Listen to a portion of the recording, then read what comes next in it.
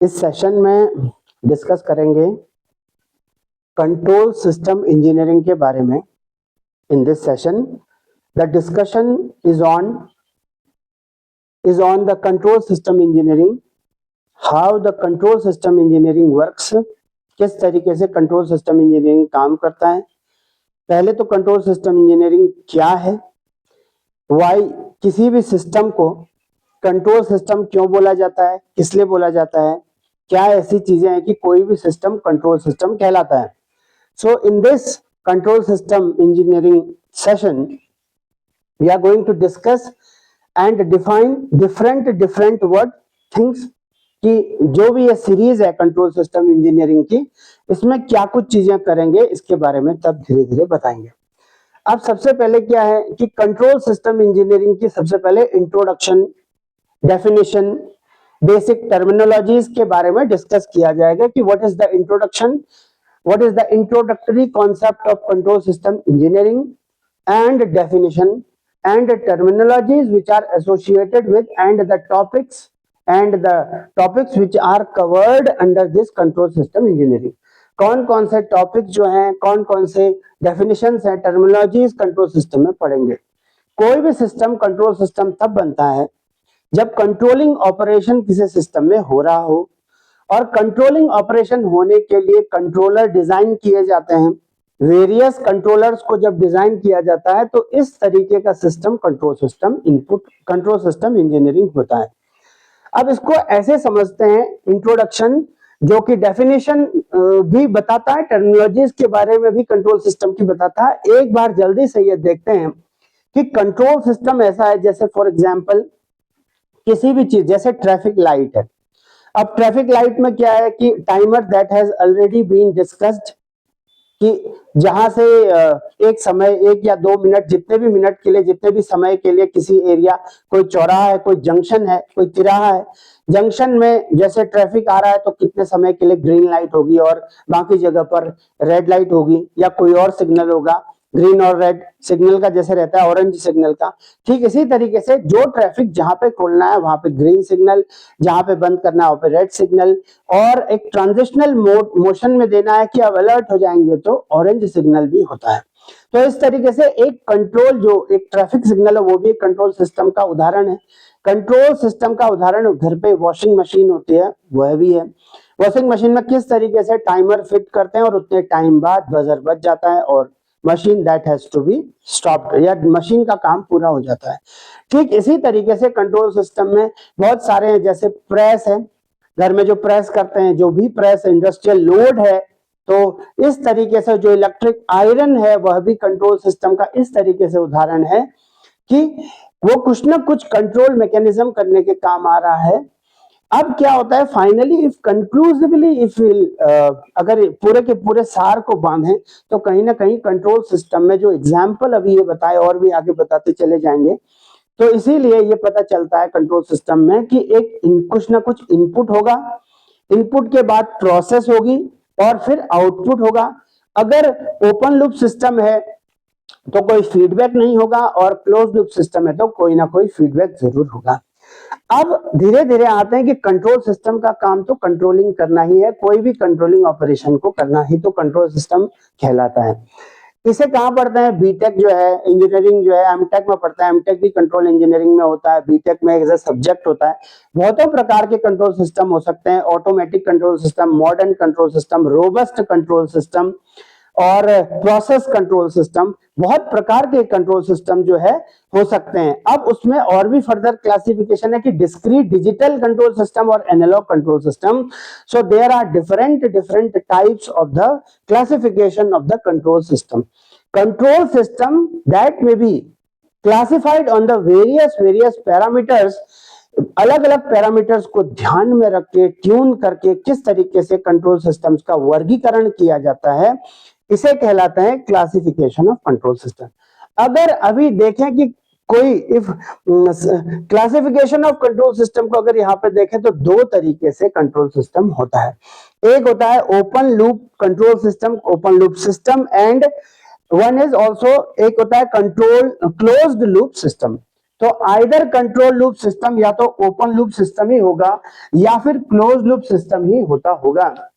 इस तरीके से एक बड़ा सार है वैसा देखने को मिलता है। अब ओपन लूप सिस्टम में क्या होता है, ओपन लूप सिस्टम में एक इनपुट होगा, जिस भी चीज को, जिस भी कंट्रोलर के लिए जो भी प्रोसेस करनी है, कोई भी प्रोसेस अगर एप्लीकेशन पार्ट में, जैसे कहीं पर कंट्रोलिंग मैकेनिज्म लगना है, जैसे कितनी भी इंडस्ट्रीज हैं जहां पर भी कंट्रोलिंग मैकेनिज्म हो रहा है, तो वो इसकी प्रोसेस में दिख रहा है कि कोई चीज इनपुट है।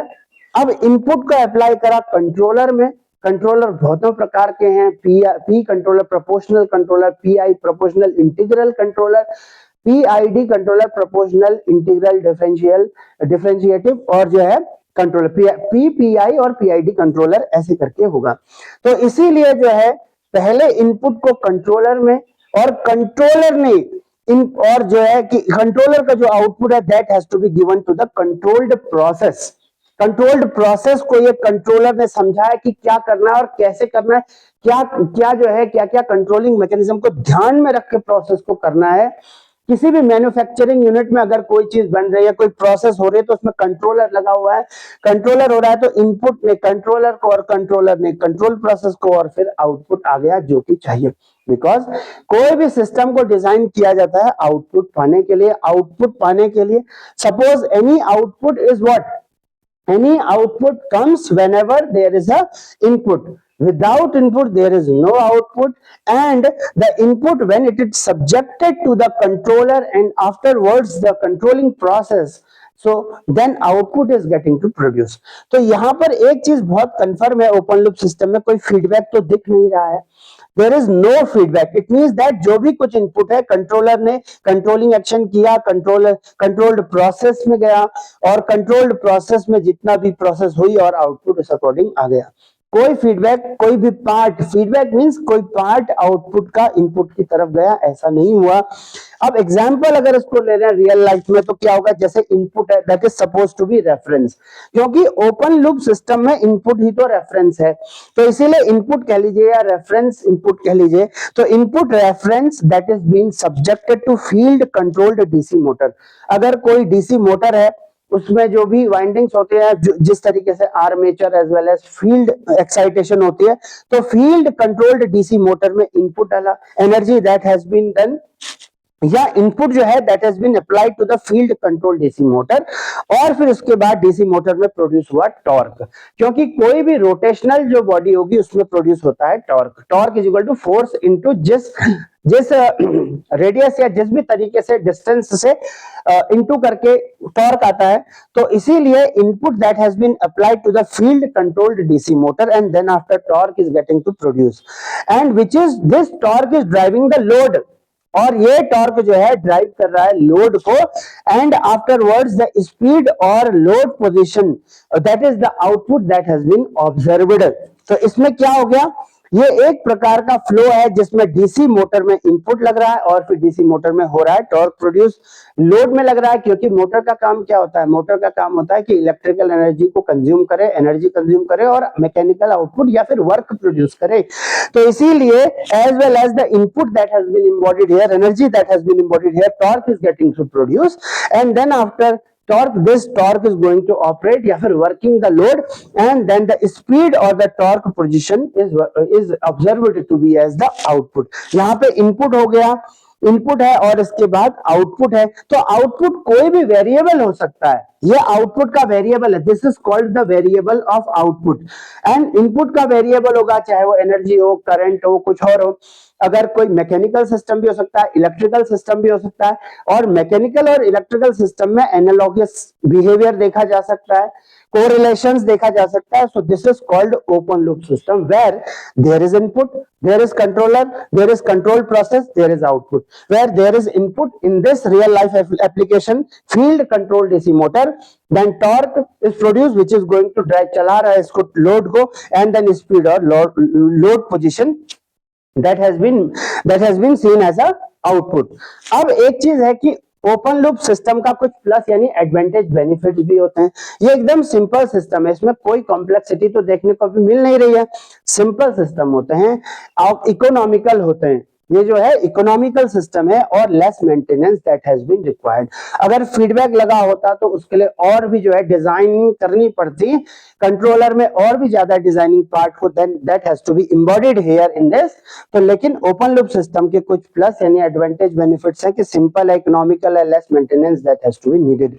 What are the negatives and what are the drawbacks? Somehow limitations which has to be, hindrances that has to be addressed in the open loop system, that is was the reliability limitation। जो विश्वसनीयता की जो सीमाएं होती हैं, विश्वसनीयता का जो constraints होते हैं, मतलब एक बंधा हुआ एक limitation है कि up to this limit, minimum limit, maximum limit, so this reliability limitation, reliability that has to be checked always in the what open loop system। और जो है inaccurate somehow and optimisation difficult भी होता है इसमें। Optimisation का means what?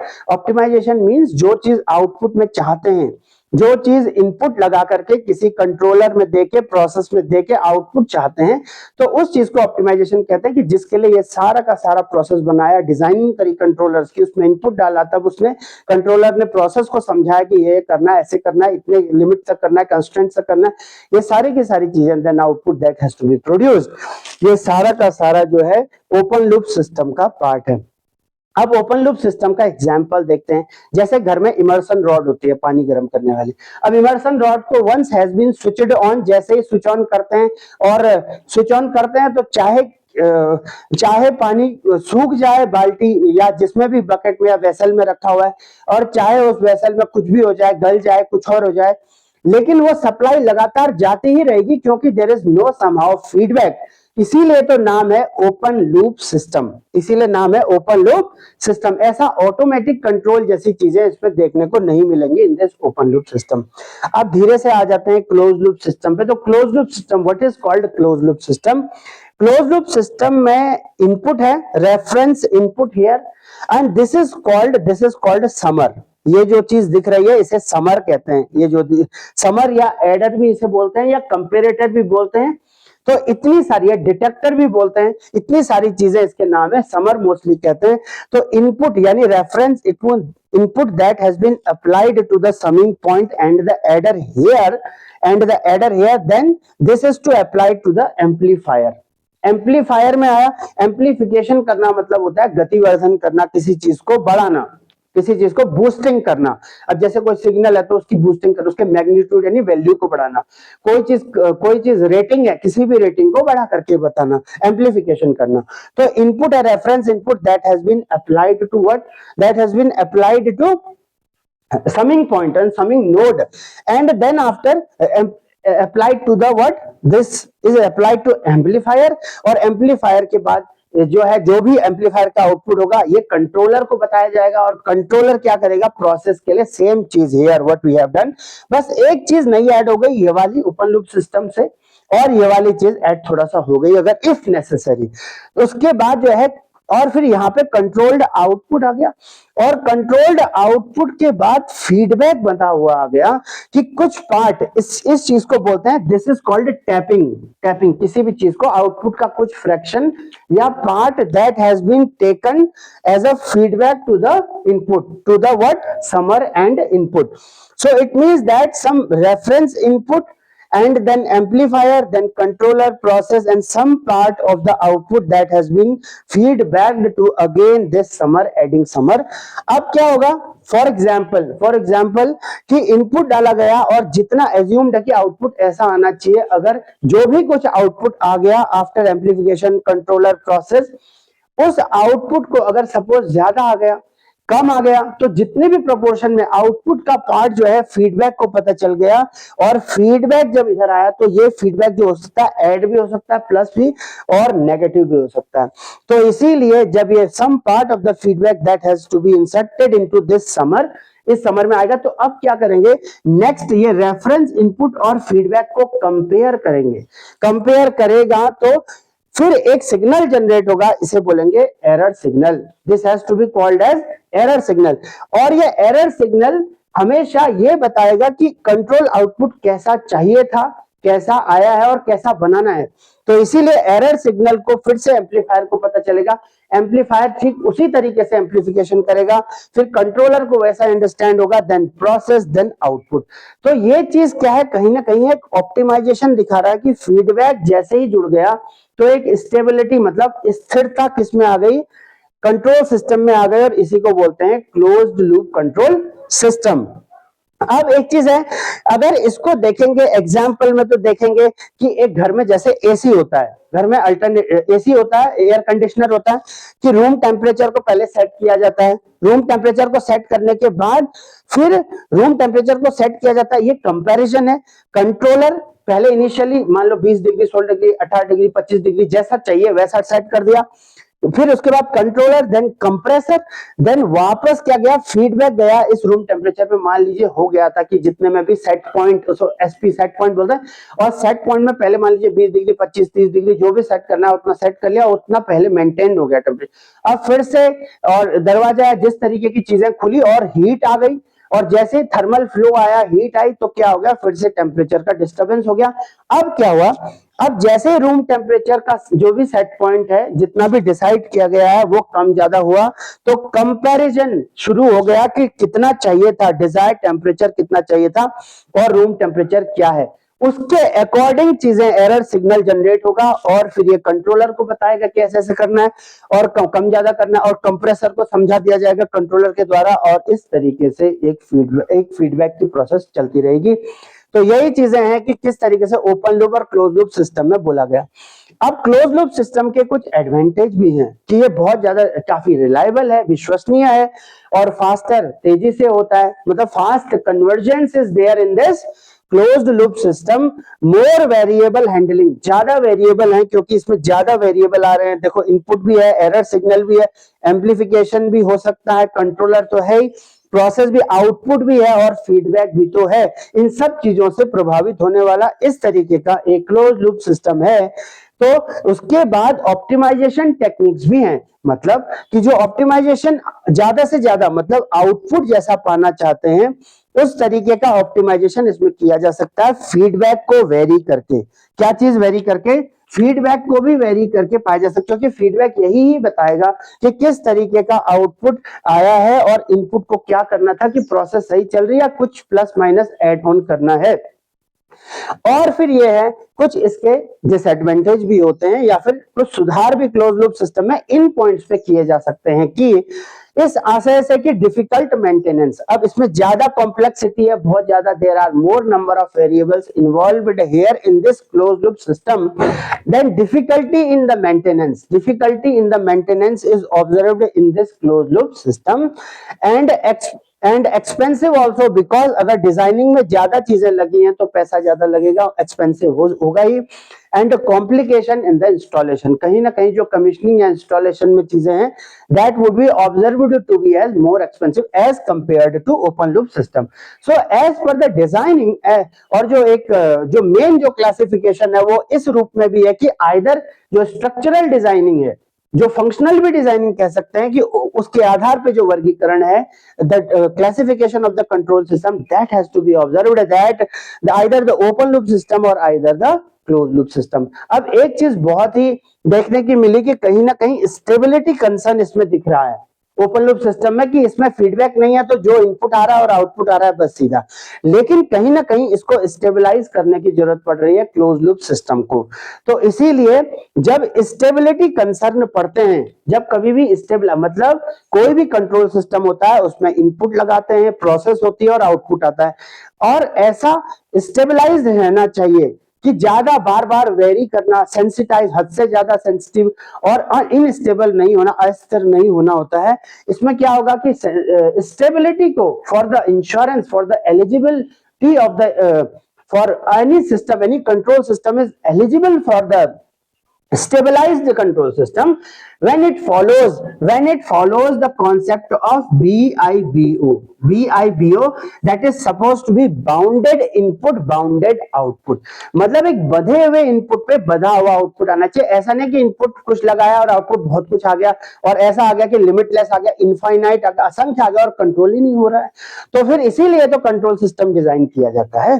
तो इसलिए बाउंडेड इनपुट बाउंडेड आउट मतलब आउटपुट भी पता हो, फाइनाइट हो, और इनपुट भी फाइनाइट हो एज वेल एज आउटपुट भी फाइनाइट हो, और बीच में जो कंट्रोलर जिसके लिए डिजाइन किया, प्रोसेस जिसके लिए डिजाइन किया, ये सब होता रहेगा। इसीलिए classification of controller, open loop control system and close loop control system, that has been observed here with the example. अब कंट्रोल सिस्टम में क्या क्या चीजें और पढ़ेंगे, क्या कंट्रोल सिस्टम में क्या क्या डिस्कशंस और स्टडी और फ्लो में इस लेक्चरेट में क्या क्या चलता रहेगा। कंट्रोल सिस्टम इंजीनियरिंग में जो डिस्कशन करेंगे वो है मल्टीपल इनपुट मल्टीपल आउटपुट, मतलब ऐसा कंट्रोल सिस्टम जिसमें बहुत सारे इनपुट हो, बहुत सारे आउटपुट हो। मल्टीपल इनपुट मतलब memo means multiple input multiple output, ऐसा कंट्रोल सिस्टम भी पढ़ेंगे। और ध्यान में ये भी देखेंगे मल्टीपल इनपुट सिंगल आउटपुट, इसका मतलब बहुत सारे इनपुट होंगे, मतलब there are many number of input variables and only one variable as an output. इसका मतलब यह है कि that is suppose to be MISO means multiple input single output, and what single input single output, CISO, it means single input, there is always during the process, during the occurrence of any of the process, and that process that has to be interpreted by the what controller। तो पहले क्या लगेगा input, that would be individual input or single input, and output would be also single, objective output would be one also, it means SISO means single input single output, single input multiple output, it means there is input single and multiple output that has been observed, तो इसे बोलेंगे SIMO, single input multiple output. अब in this control session, in this control system engineering, what we are going to discuss also about the transfer function। Transfer function क्या होते हैं, suppose suppose controller is design, कोई भी controller बनाया है, and then that controller is what, समझा रहा है किसी प्रोसेस को कि ऐसे ऐसे चीजों को, वेरिएबल को ट्यून करना है, पैरामीटर्स को जो है ट्यूनिंग करनी है, this is suppose to be the parameters tuning, मतलब जो भी सेट पॉइंट है जैसा भी चाहिए, किसको चाहिए, मैन्युफैक्चरर बना के देंगे, और जो भी यूसेज करने वाला है, जो भी कंज्यूमर है, जिस भी तरीके का उसे सिस्टम चाहिए, तो उसे किस तरीके का पैरामीटर ट्यूनिंग करके बोलेंगे। तो control system is going to interpret that process, output ऐसा आ जाएगा, कुछ इनपुट लगा होगा, अगर ओपन लूप होगा तो फीडबैक नहीं होगा, क्लोज लूप होगा तो फीडबैक होगा। इसका मतलब क्या है, ट्रांसफर फंक्शन, ट्रांसफर मतलब स्थानांतरण होना, इधर से एक जगह से दूसरी जगह जाना, इट मींस दैट इनपुट का आउटपुट में किस तरीके से जो है बदलाव हो रहा है, और इनपुट से आउटपुट कैसे बन रहा है, और वो प्रोसेस से होकर सारी चीजें गुजर रही हैं, तो इसे बोले कंट्रोलर से, प्रोसेस से गुजर रही है, तो that is called transfer function. Transfer function में बोलते हैं, ट्रांसफर फंक्शन का जो फॉर्मूला होता है that is equal to Laplace transform of output and Laplace transform of input, the ratio of Laplace transform of output to the Laplace transform of input when initial conditions are zero, when initial conditions are supposed to be zero। It means that इसको दूसरे तरीके से भी ऐसे कह सकते हैं, for the initially relaxed system, मतलब जिस कंट्रोल सिस्टम में पहले से कोई ऑफसेट, मतलब कोई पहले से रेसिडुअल वैल्यू ना पड़ी हो, तो इस तरीके के सिस्टम में जो लाप्लास है आउटपुट का और लाप्लास ट्रांसफॉर्मेशन ऑफ इनपुट है, उसका रेशियो ही तो ट्रांसफर फंक्शन है। तो इसका मतलब ट्रांसफर फंक्शन मतलब ये होता है कि how the input is that is going to churn into the output. तो इनपुट सारा का सारा अगर आउटपुट में पूरा बदल जाएगा, पूरा का पूरा आउटपुट 100% एफिशिएंटली मिलेगा, तो ऐसा तभी होगा जब लॉसेस या तो जीरो हो जाएंगे या लीस्ट हो जाएंगे।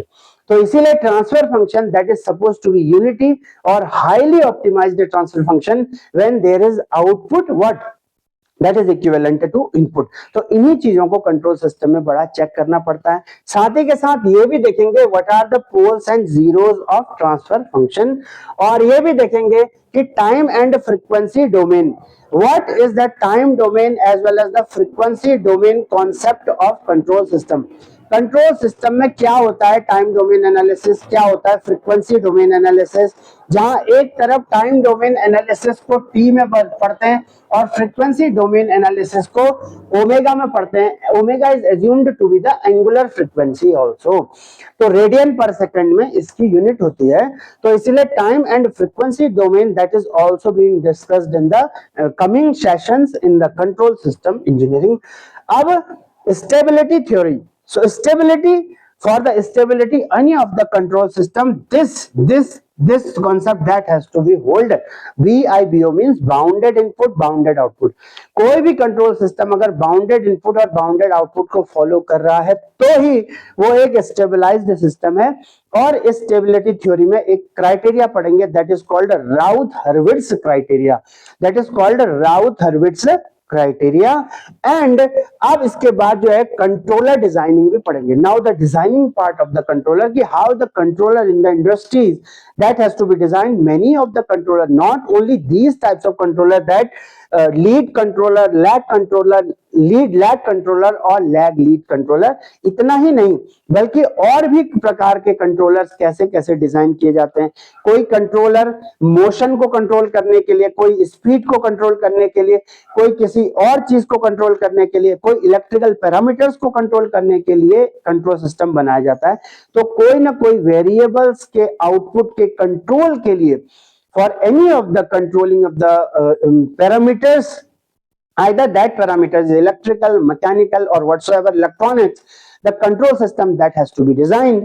तो इसीलिए जो डिजाइनिंग वाला पार्ट है इसमें करेंगे, क्योंकि designing part is very important because that includes economy, और पैसा लगने वाला पार्ट होता है कि ऐसा जो है एज्यूम्ड होता है कि कम से कम पैसा लगे और ज्यादा से ज्यादा ऑप्टिमाइजेशन या आउटपुट हो सके, या जो भी चीज डिजाइन हुई है वो इतनी ज्यादा ऑप्टिमाइज्ड हो कि ज्यादा से ज्यादा आउटपुट मिले। तो अभी कंक्लूसिवली क्या किया है, कंक्लूसिवली आज कंट्रोल सिस्टम इंजीनियरिंग के बारे में डिस्कस किया कि किस तरीके से कंट्रोल सिस्टम का मतलब है कि अगर कोई इनपुट है then controller, then process, then output. और यूज कंट्रोल सिस्टम का प्रोसेस इंडस्ट्री में बहुत ज्यादा होता है। सब चीजों की प्रोसेस इंडस्ट्री मतलब प्रक्रियाओं की, जो उद्योग, जब प्रक्रियाओं के जितने भी जो भी निर्माण हो रहा है, डिजाइनिंग, मैन्युफैक्चरिंग हो रही है, वहां सभी कंट्रोलिंग एक्शन ही तो हो रहा है। तो इसीलिए कंट्रोल जो सिस्टम इंजीनियरिंग है उसमें क्या डेफिनेशन है, क्या टर्मिनोलॉजीज हैं, और भी नए नए टर्म्स और चीजें क्या है ये देखा था। और क्लासिफिकेशन ऑफ कंट्रोल सिस्टम में open loop control system and likewise close loop control system. In open loop control system some input then controller then controlling process then output that has to be observed. And in close control system there is a reference input, there is a summer, this is called summing point, summer. And this summer, this comparator also it is called. तो ये comparator क्या कर रहा है, input को और feedback को compare कर रहा है, और फीडबैक का जो भी कंपैरिजन हो रहा है एरर सिग्नल कहला रहा है, that is called error. Error मतलब ये होता है, error means the difference between the true value and the measured value. अब मेजर्ड वैल्यू तो आउटपुट में आई होगी, तो कम है या ज्यादा है, ज्यादा है तो कम करनी है आउटपुट, और कम है तो ज्यादा बढ़ा के कुछ क्वांटिटी ऐड करके, तो ये एरर सिग्नल बताता है कि इसको एम्पलीफाइड थोड़ा करेगा, देन कंट्रोलर को समझा दिया जाएगा, और कंट्रोलर के बाद प्रोसेस में वैसी ही प्रोसेस चल जाएगी और आउटपुट वैसा ही आ जाएगा। ऑप्टिमाइजेशन इसे ही कहते हैं। तो अब इस तरीके से एक फ्लो देखा और एग्जांपल्स भी देखते चले गए। And then we are going to discuss about transfer function, poles and zeros of transfer function. Why it is called poles and zeros of transfer function? क्योंकि zeros of transfer function जैसा नाम है वैसा ही उसकी वर्किंग है। In the syllabi also, in the curriculum structure, how this, why this is called the poles and zeros of the transfer function? Because क्योंकि zeros of transfer function का मतलब ऐसी values, यानी S, यानी जो फ्रीक्वेंसी डोमेन है S, उसके ऐसे वैल्यूज, फ्रीक्वेंसी डोमेन को S से डिनोट करते हैं, S is equal to j omega, और S is equal to 0 plus j omega, या S is equal to sigma plus j omega. This is called real part, this is called imaginary part. तो इसीलिए जो frequency domain है उसमें जो S, जैसे transfer function है, transfer function, late us suppose transfer function here, एक छोटा सा ट्रांसफर फंक्शन यहाँ पे ले लेते हैं। Transfer function t is equal to s plus 2 upon s minus 5, let us suppose. तो ये एक ट्रांसफर फंक्शन है। तो पोल्स जीरोस मतलब ये है, इस ट्रांसफर फंक्शन को कौन जीरो कर देगा, मतलब जीरो कर देगा इसकी वैल्यू जब s की जगह पर 2 रखा जाएगा। तो इसीलिए s plus 2 is equal to 0 करेंगे तो s is equal to minus 2। तो इसीलिए -2 अगर यहाँ पर रख देंगे तो -2 + 2 ये this is assumed to be 0, इसीलिए नाम पड़ा जीरोस ऑफ ट्रांसफर फंक्शन। अब पोल्स क्या होते हैं, अगर यही ट्रांसफर फंक्शन होता है t is equal to s plus 2 upon s minus 5, then why this poles, what is called the poles of the transfer function. अब जो डिनोमिनेटर वाला पोर्शन है, जीरोस हमेशा न्यूमरेटर से निकलता है और डिनोमिनेटर से निकलता है पोल्स। तो डिनोमिनेटर वाले पोर्शन को s is equal to s minus 5 is equal to 0 अगर करेंगे तो s is equal to 5 later suppose, अगर यहाँ पे 5 करेंगे तो 5 माइनस 5 0 हो जाएगा, और समथिंग की फॉर्म 0, अगर ट्रांसफर फंक्शन में कोई वैल्यू है, कोई फाइनाइट वैल्यू अपॉन 0 कर दिया तो ये फॉर्म बनते हैं इन्फिनिटी। अगर किसी भी चीज को डिफाइन करते हैं 0 से, तो 0 से डिवाइड करते हैं किसी भी न्यूमरेटर को, डिनोमिनेटर में अगर 0 हो तो इन्फिनिटी बनता है, वैल्यू कैलकुलेट नहीं हो सकती है। तो क्या बोलेंगे, what is the statement then? Statement ये है कि poles of the transfer function is the value which is going to follow, या फिर which is going to what which makes the transfer function up to infinity, मतलब जो transfer function में की value को इनफाइनाइट बना दे रहा है, इसे ही पोल्स कहते हैं ट्रांसफर फंक्शन में। तो this is conclusively this, and the very very important portion stability theory and then controller designing portion is very very important. Also in frequency domain analysis we will discuss like Bode plot, polar plot, and then Nyquist contour we will also discuss in then stability and in this frequency domain analysis, and in the time domain analysis जो होता है, मतलब time domain analysis में we'll discuss first order system, second order system, different nth order system we will discuss। बहुत सारे parameter, क्या कहलाता है सेटलिंग टाइम, क्या कहलाता है maximum peak overshoot, first maximum peak overshoot, second maximum peak overshoot, और क्या कहलाता है rising time, what is delay time, what is settling time, what is steady state error, what is transient response, what is steady response, ये सारे की सारी चीजें we will discuss gradually in the coming sessions of this control system engineering। This all is for today's session।